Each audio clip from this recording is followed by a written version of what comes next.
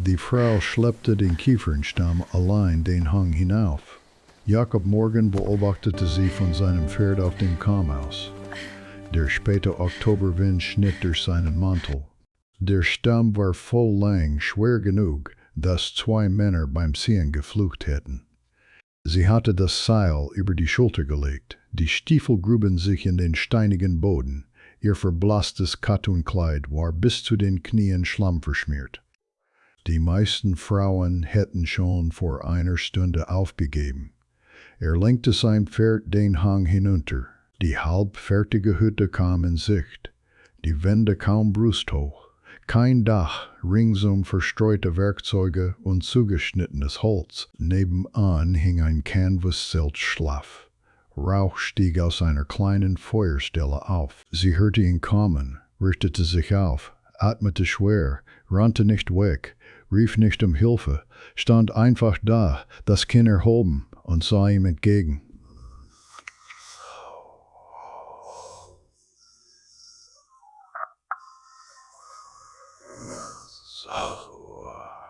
Die NN entgegen.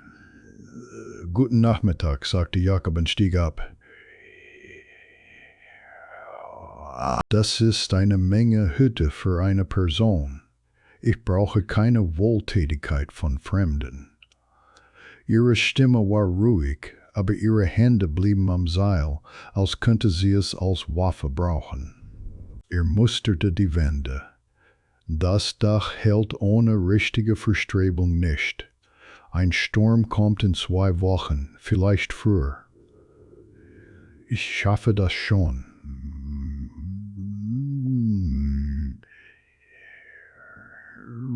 Eine Narbe zog sich von ihrer linken Schläfe bis zum Kiefer, alt und blass auf wettergegerbter Haut. Verbrennungen, vermutete er. Sie bemerkte seinen Blick, ihre Schultern spannten sich an. Ich bin nicht hübsch, flüsterte sie abwehrend, als hätte sie es schon 100-mal gesagt. Jakob hielt ihren Blick stand. Das ist in Ordnung. Ich brauche Ehrlichkeit, keine Schönheit. Der Winter totet die Hübschen zuerst hier draußen. Sie blinzelte. Etwas veränderte sich in ihrem Gesicht. Überraschung vielleicht. Oder Misstrauen gegenüber Güte. Warum sollten Sie mir helfen? Weil ich die Lügner und die hübschen Kleider leid bin. Nahm ihren Hammer auf, prüfte das Gewicht. Der Griff war mit Stoffstreifen umwickelt, für eine kleinere Hand. Haben Sie Nägel? Sie zögerte, dann nickte sie zu einer Kiste hinüber. Ich kann mit Arbeit bezahlen. Ich kosche, ich flicke. Klingt fair. Ging zur nächsten Wand, untersuchte die Verbindungen. Wie heißen Sie? Clara Brennan. Jakob Morgen. Ich habe Rinder 3 Meilen südlich. Blickte zum Himmel. Wolken verdichteten sich. Das Licht schwand. Wir fangen morgen bei Tagesanbruch an. Clara sah ihm nach, bis zwischen den Kiefern verschwand. Dann sank sie schwer auf einen Baumstumpf. Die Hände zitterten. Erster Schnee in 2 Wochen. Erste Hoffnung seit 6 Monaten. Sie war nicht sicher, was sie mehr ängstigte. Am nächsten Nachmittag hockte Jakob an Claras Feuer, untersuchte ihre Werkzeuge, während sie Kaffee in einem verbeulten Topf kochte. Der Hammergriff, die sortierten Nägel, die sorgfältig gestapelten Bretter. Alles sprach von jemandem, der plante, der vorausdachte. Sie machen gute Arbeit, sagte er. Habe es mir selbst beigebracht. Sie reichte ihm einen Blechbecher, nachdem mein Mann gestorben ist. Nahm einen Schluck, stark und bitter, Cowboy-Art. Die Stadt ist voll von Witwen. Warum Land hier draußen kaufen? Ganz allein. Claras Kiefer spannte sich an. Ein Händler in der Stadt wollte mich, nachdem Thomas gestorben war, sagte, ich bräuchte den Schutz eines Mannes. Als ich ablehnte, sie starrte ins Feuer. Da fingen die Gerüchte an, verfluchte Frau, Hexe, die ihr eigenes Haus niedergebrannt hat. Jakob schwieg, wartete. Das Feuer fing während eines Streits an, fuhr sie fort, die Stimme flach. Lampe zerbrach. Ich versuchte ihn rauszuholen. Schlug mich in die Flammen. Ich kam frei. Nicht. Sie berührte unbewusst die Narbe. Die Stadt begrub ihn als Helden. Mich lebendig begraben mit Klatsch. Deshalb haben sie diese Parzelle mit allem gekauft, was ihnen blieb. Dachten, wenn ich schon allein bin, dann wenigstens zu meinen Bedingungen.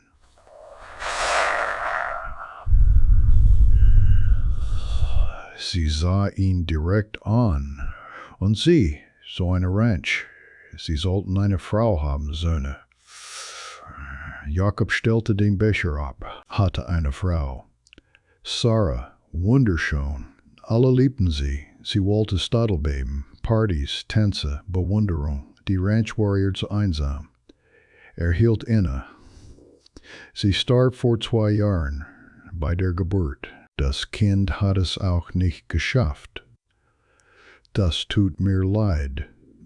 Muss es nicht. Ich habe sie geliebt, aber gegen Ende mochte ich sie nicht mehr besonders. Sie mich auch nicht. Stand auf, klappte sich den Staub von der Hose. Die Witwen der Stadt umkreisen mich jetzt wie Geier. Alles nur Schauspiel, keine Hilfe. Ich ertrinke in Frauen, die Mrs. Morgan werden wollen, aber nicht meine Partnerin. Clara stand ebenfalls auf, betrachtete ihn mit neuem Verständnis. Also ist diese Abmachung praktisch.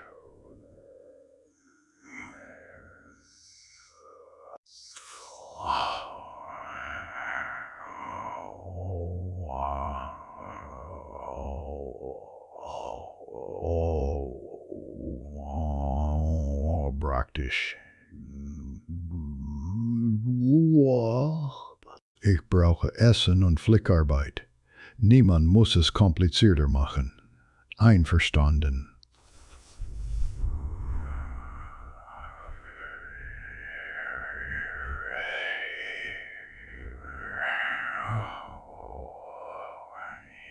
Ihr Griff war genauso schwierig und fest wie seiner, ehrlich? Bemerkte, dass sie nicht wegsah. Morgen fangen wir mit dem Dachstuhl an, sagte als davonritt. Clara sah ihm nach, bis die Bäume ihn verschluckten. Dann wandte sie sich ihrer halbfertigen Hütte zu.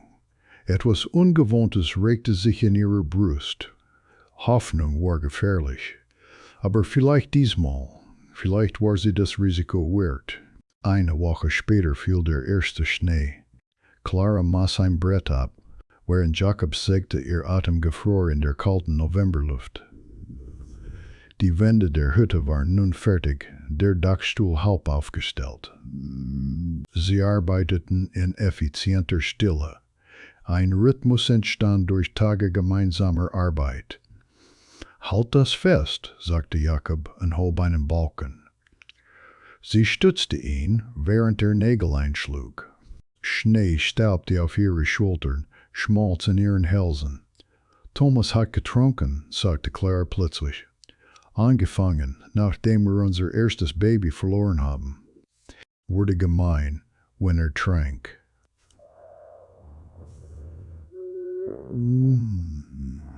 Jakob hämmerte weiter, hörte aber zu. In jener Nacht kam betrunken heim, hat rumgeschrien, das Essen sei kalt, ich sei nutzlos. Hat die Lampe umgestoßen im Streit. Sie starrte auf den Balken, den sie hielt. Ich versuchte, ihn zu retten, sogar nach allem, aber das Feuer, sie schüttelte den Kopf. Die Stadt entschied, ich müsse ihn totgewollt haben. Leichter, die vernarbte Frau zu beschuldigen, als zuzugeben, dass ihr Kirchenältester seine Frau geschlagen hat.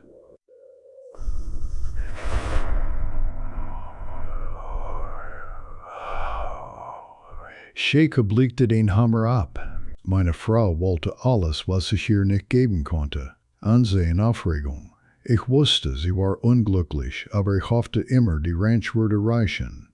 Blickte in die Berge. Als sie starb, war mein erster Gedanke. Ich bin frei. Dafür hasse ich mich seitdem.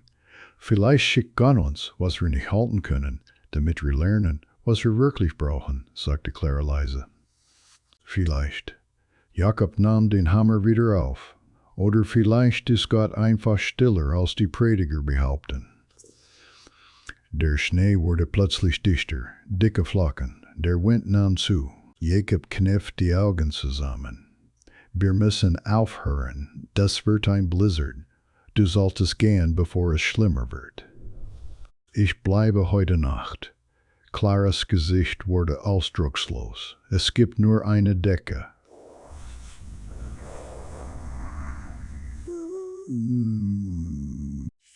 Hier kommen Klar. Der Sturm heulte draußen. Sie saßen am Feuer in der halbfertigen Hütte. Die Plane über ihnen teilten Claras Decke die Schultern. Nicht berührend, aber nah genug, die Wärme des anderen zu spüren. Clara zog ein Buch aus ihrem Packen, wasserfleckig, aber erhalten. Lesen Sie, gab Jakob zu. Nie viel Schule gehabt. Ich könnte es Ihnen beibringen, wenn Sie wollen. Oh, ich würde das mögen. Sie schlug eine markierte Seite auf und begann vorzulesen. Homers Odyssee, Penelope, die auf Odysseus wartet. Ihre Stimme war leise, aber klar, verwandelte alte Worte in etwas Lebendiges. Jakob lauschte wie ein Verhungernder. Irgendwann nach Mitternacht, erschöpft, sank Claras Kopf an seine Schulter.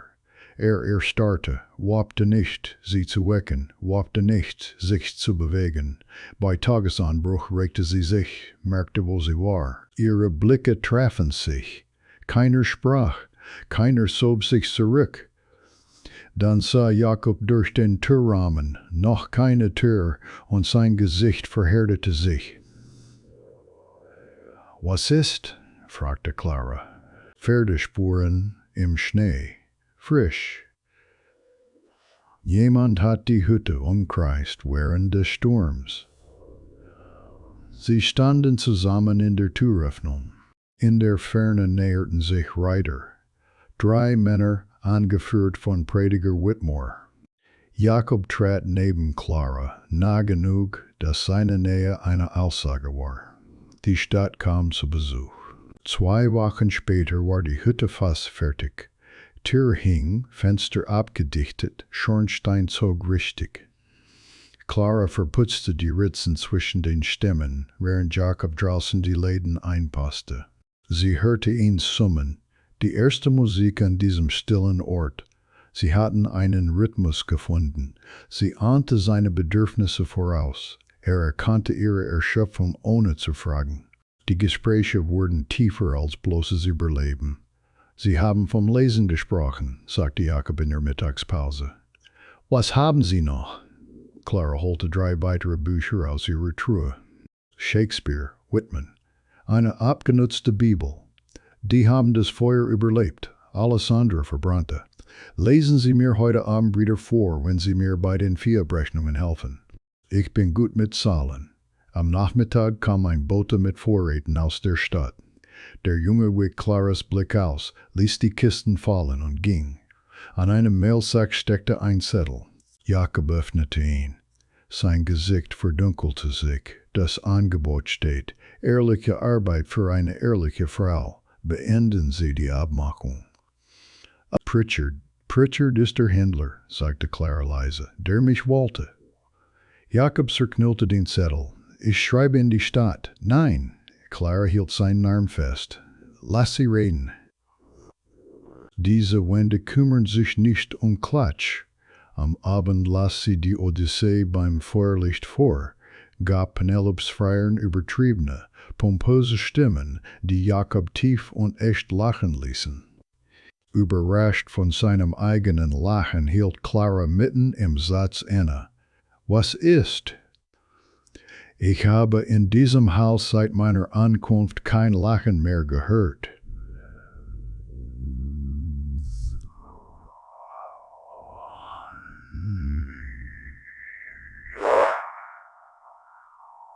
Seit 2 Jahren nicht.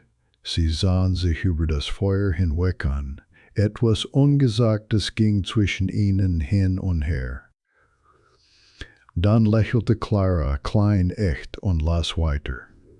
Draußen versteckt im Baumrand beobachtete eine Gestalt durchs Fenster. Pritchards Ranchhand, der für seinen Chef Notizen machte. Der Sturm kam, aber nicht der, vor dem man sich mit Wänden schützen konnte. Der Blizzard schlug Mitte Dezember mit dreitägiger Wut zu. Clara und Jakob waren eingeschlossen. Der Wind heulte so laut, dass sie schreien mussten, sich zu verstehen. Aber die Hütte hielt. Jede Fuge, jeder Balken, jeder Nagel, den sie zusammen eingeschlagen hatten, alles hielt. Ihre Arbeit ist gut, sagte Clara und betrachtete die Wände. Unsere Arbeit, korrigierte Jakob. Sie fielen in einen häuslichen Rhythmus. Sie las stundenlang vor. Hörte zu, flickte Soundzeug, lernte Wörter durchs Zuhören. Zeigte ihr, wie man Sau richtig flechtet. Ihre Hände berührten sich, und sie zuckte nicht zurück. In der zweiten Nacht wachte sie schreiend auf. Clara, Jakob war sofort bei ihr, Hände sichtbar, nicht bedrohlich. Du bist sicher, du bist hier. Das Feuer ist heruntergebrannt. Sie zitterte, schweißnass trotz der Kälte. Ich habe geträumt, ich brenne wieder. Thomas hielt mich fest. Ist weg. Kann dir nichts mehr tun. Aber ich habe immer noch Angst. Ich hasse, dass ich immer noch Angst habe, berührt zu werden, jemandem zu vertrauen. Jakob setzte sich auf den Boden neben ihr Lager, hielt Abstand, als Sarah starb. War mein erster Gedanke Erleichterung. Das macht mich zum Feigling, oder? Das macht dich menschlich. Angst ist wieder zu vermasseln. Sie saßen schweigend da, zwei beschädigte Menschen, die merkten, dass sie nicht allein waren. In der dritten Nacht, erschöpft von der Anspannung, schlief Clara gegen seine Schulter ein, während stockend aus ihrem Buch vorlas, das lernte. Bewegte sich bis zum Morgengrauen nicht, aus Angst, das Zerbrechliche zwischen ihnen zu zerstören. Sie wachte auf, merkte, wo sie war, traf seinen Blick. Entschuldigung, begann sie. Nicht. Du riechst nach Kieferrauch, murmelte sie, noch halb im Schlaf. Und nach Sicherheit. Der Sturm war vorbei. Sie lösten sich verlegen voneinander, beide wissen, dass sie eine Grenze überschritten hatten, die keiner benennen konnte. Jakob trat hinaus, den Schornstein zu prüfen, und starrte. Frische Pferdespuren umkreisten die Hütte im Schnee. Jemand hatte sie während des Sturms beobachtet, nah genug, durch die Fenster zu sehen. Ihre Privatsphäre war immer eine Illusion gewesen. In der Woche vor Weihnachten bestand Clara darauf, Jakob in die Stadt zu begleiten, Vorräte zu holen.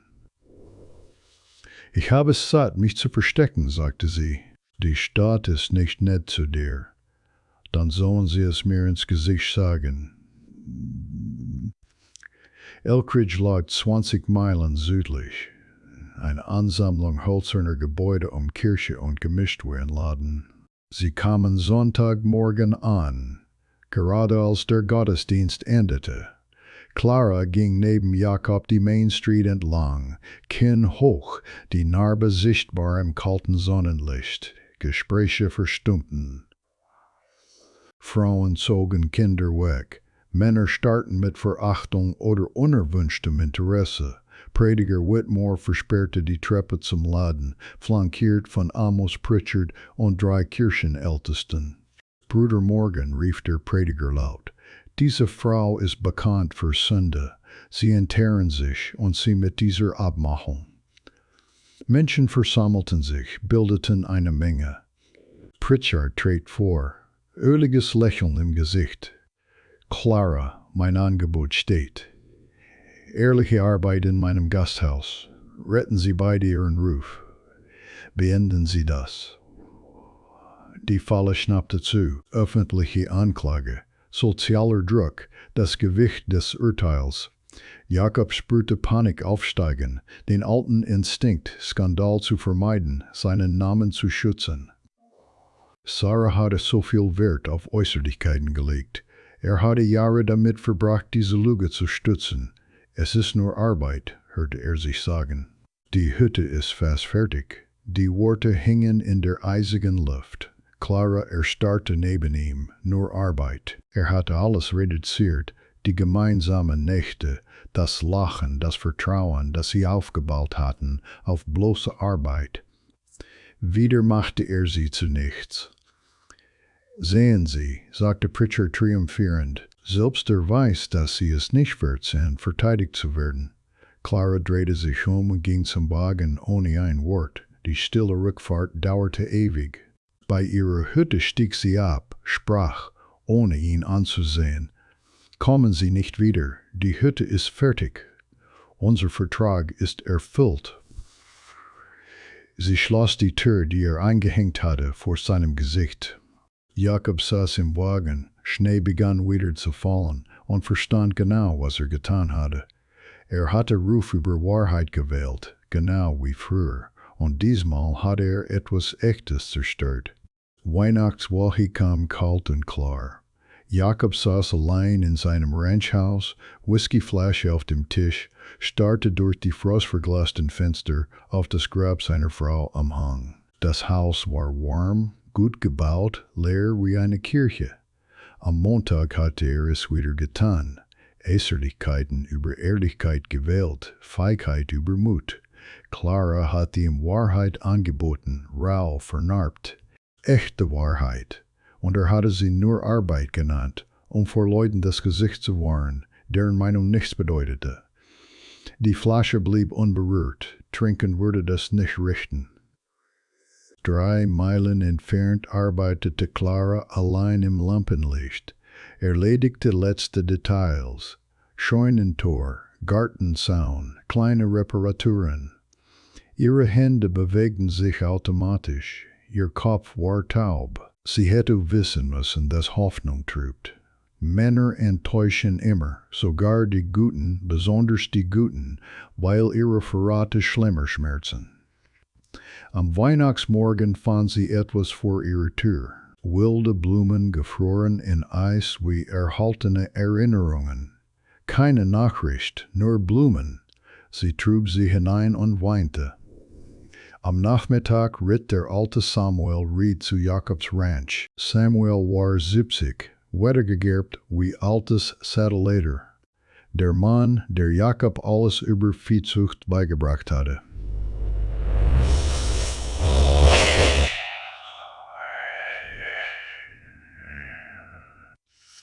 Du siehst aus wie der Tod, sagte Samuel ohne abzusteigen. Fühle mich schlimmer. Gut, diese Frau hat mit kaputten Händen mehr gebaut als die meisten Männer mit heilen. Deine Frau wollte hübsch, diese hier will echt. Lässt du Angst wieder gewinnen? Was, wenn sie mir nicht vergibt? Dann hast du es verdient. Aber du musst es wenigstens versuchen, sonst stirbst du allein in dem kalten Bett, das du dir gerade baust.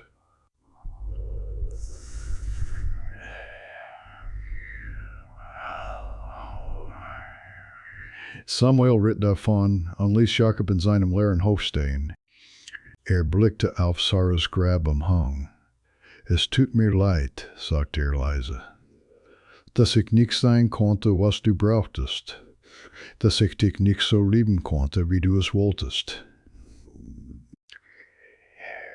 Atmete tief ein, aber ich bin fertig damit, mich dafür zu entschuldigen, dass ich etwas Echtes will.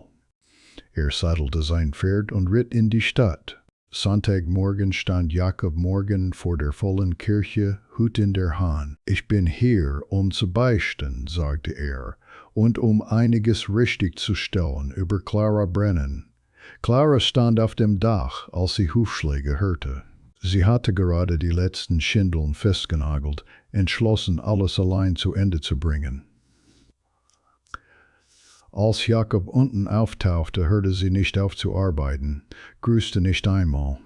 Stieg ab, nahm den Ersatzhammer, kletterte die Leiter hoch ohne zu fragen. Sie arbeiteten eine Stunde schweigend nebeneinander. Das Dach wurde unter ihrer gemeinsamen Anstrengung fertig, das letzte Stück der Hütte, die sie zusammen gebaut hatten. Oben auf dem First sitzend, außer Atem, sprach Jakob endlich. Ich habe heute Morgen vor der ganzen Gemeinde gestanden, ihnen alles erzählt, von meiner Feigheit, dass ich uns nur Arbeit genannt habe, obwohl du das Echte bist, das ich seit Jahren kenne. Ihnen gesagt, dass du 10 von ihren sogenannten anständigen Leuten wert bist. Clara schwieg, wartete. Ich habe gesagt, wenn Sie jemanden verurteilen wollen, sollen Sie mich verurteilen. Du hast aus Asche ein Leben gebaut, während sie Steine warfen. Drehte sich zu ihr. Ich bin nicht gut mit Worten, das hast du letzten Sonntag bewiesen. Aber ich bin gut mit meinen Händen und versuche, gut mit meinem Herzen zu sein. Was fragst du? Clara, lass mich ein Leben mit dir bauen. Nicht hübsch, nicht elegant, nur ehrlich.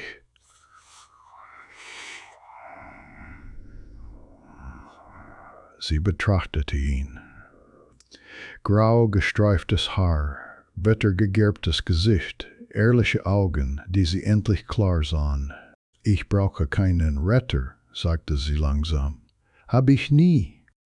Ich weiß, aber ich hätte nichts gegen eine Partnerin. Gleicher Anteil, gleiches Mitspracherecht. Jakob streckte die Hand aus. Abgemacht? Diesmal, als sie einschlugen, zog sie näher, fragte mit den Augen Erlaubnis. Sie nickte. Ihr erster Kuss war sanft, ängstlich, perfekt. Am Horizont stieg Staub auf, Wagen näherten sich. Was ist das? Fragte Clara. Stadtfamilien. Nach meiner Predigt haben sich einige geschämt. Sie bringen Holz, Werkzeuge, Essen. Jakob lächelte leicht. Sie wollen helfen, deine Scheune zu bauen. Unsere Scheune, korrigierte Clara. Sie kletterten hinunter, als der erste Wagen ankam. Familien mit Kindern, Männer mit Werkzeugen, Frauen mit Essenskörben. Prediger Whitmore kam verlegen und entschuldigen. Sogar Pritchard schlich vorbei, unfähig, jemandem in die Augen zu sehen. Die Gemeinschaft, die sie verurteilt hatte, kam, um mit aufzubauen. Clara stand neben Jakob, sah ihnen zu und spürte etwas, das sie für immer verloren geglaubt hatte. Sie gehörte wieder irgendwohin. Ende März brachte der erste richtige Frühlingstag. Clara erwachte in der fertigen Hütte. Sonnenlicht strömte durch die perfekt eingepassten Fenster. Jakob schlief im Sessel am heruntergebrannten Feuer.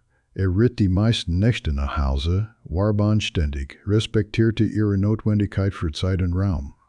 Sie betrachtete ihn im Schlaf. Dieser Mann, der Wahrheit über Bequemlichkeit gewählt hatte, Partnerschaft über Äußerlichkeiten. Sein Gesicht war friedlich auf eine Weise, die es im Herbst nicht gewesen war. Regte sich, traf ihren Blick, lächelte. Morgen, morgen. Sie kochten zusammen Frühstück, Eier von ihren neuen Hühnern, Brot, das sie gebacken hatte, Kaffee, den aus der Stadt mitgebracht hatte, leichte Partnerschaft, bequemes Schweigen. Den Vormittag verbrachten sie mit Pflanzen, Karotten, Bohnen, Kartoffeln am Rand wilder Blumen, weil Clara Farbe wollte. Gegen Mittag kam ein Reiter, Pritchard, Hut in der Hand. Miss Brennan, Mr. Morgan, räusperte sich. Ich bin gekommen, um mich zu entschuldigen. Ich habe falsch geurteilt. Sie haben nicht falsch geurteilt, unterbrach Clara ruhig. Sie konnten nicht über die Oberfläche hinaussehen. So einfach ist es. Ich hoffe, es gibt keine bösen Gefühle. Gibt es nicht. Aber auch kein Geschäft mehr. Guten Tag, Mr. Four. Pritchard. Ging entlassen, ohne Zorn, ohne Macht, sie noch zu verletzen. Der Abend kam weich und golden. Sie saßen auf der Veranda, die Jakob für sie gebaut hatte, sahen zu, wie die Berge in der Dämmerung violett wurden. Heirate mich, sagte Jakob leise. Wenn du bereit bist, kann morgen sein. Kann Jahre dauern. Ich gehe nirgendwo hin. Clara nahm seine Hand. Ich will ja sagen, wenn die Welt wieder lebendig ist. Abgemacht. Sie saßen in bequemer Stille, sahen die ersten Sterne aufgehen. Die Hütte stand solide hinter ihnen. Jeder Balken, jeder Nagel, jeder gemeinsame Moment sichtbar in ihrem Winden. Die Scheune erhob sich daneben. Der Garten hielt die Samen zukünftiger Ernten. Weißt du, sagte Jakob, du bist schön. Clara berührte ihre Narbe, lächelte leicht. Ich bin vernarbt. Dasselbe zeigt nur, dass du gekämpft hast. Die Nacht fiel ganz herein. Feuerschein glühte warm durch die Fenster der Hütte. Im Wiesengrund tupften frühe wilde Blumen das Gras, klein, entschlossen, dem Frühling entgegenstrebend. Schönheit verblasst wie Sommerfarbe. Prunk zerbricht unter Winterwind, aber Ehrlichkeit baut ein Leben, das hält. In diesem Halten werden zerbrochene Dinge nicht nur repariert, sie werden stärker. Und wenn der Frühling kommt, wie es immer tut, blüht Liebe, die durch Arbeit gebaut wurde, tiefer als jede Blume je könnte. Die Berge wachten über sie, uralt und geduldig, während der Cowboy und die vernarbte Frau zusammen auf ihrer Veranda saßen. Morgenbauen, einen stillen Moment nach dem anderen. Ende.